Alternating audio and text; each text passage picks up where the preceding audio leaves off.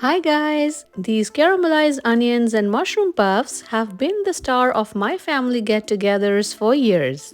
Just picture a light and crispy puff pastry filled with mushrooms and balsamic caramelized onions all sitting on top of a whipped goat cheese spread.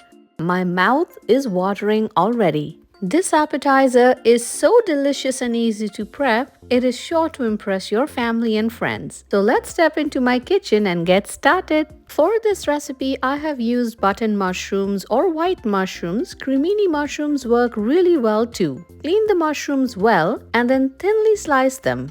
Now I'll be sauteing the mushrooms in some salted butter. All details with exact measurements are provided in the description box below.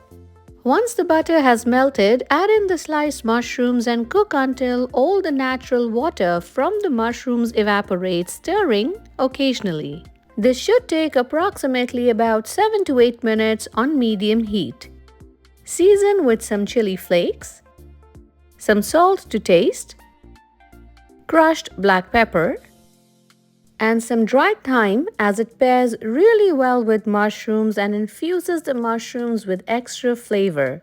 Give this all a stir and cook for just about another minute.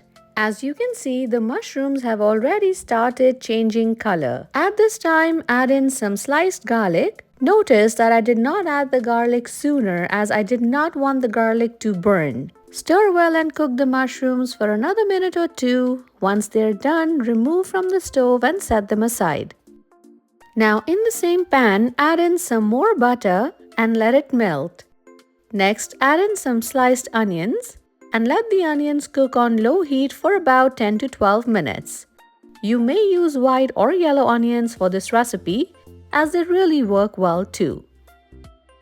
I'll be seasoning the onions with just a little bit of salt. Give this all a good mix and allow them to cook for a few minutes on low heat. Our onions are coming together beautifully. It's been around 4 minutes and at this time I'll be pouring in some balsamic vinegar. Now adding balsamic vinegar to caramelized onions take these to the next level of amazing richness, and the acidity in the vinegar brings a tangy and subtle sweet flavor to these onions.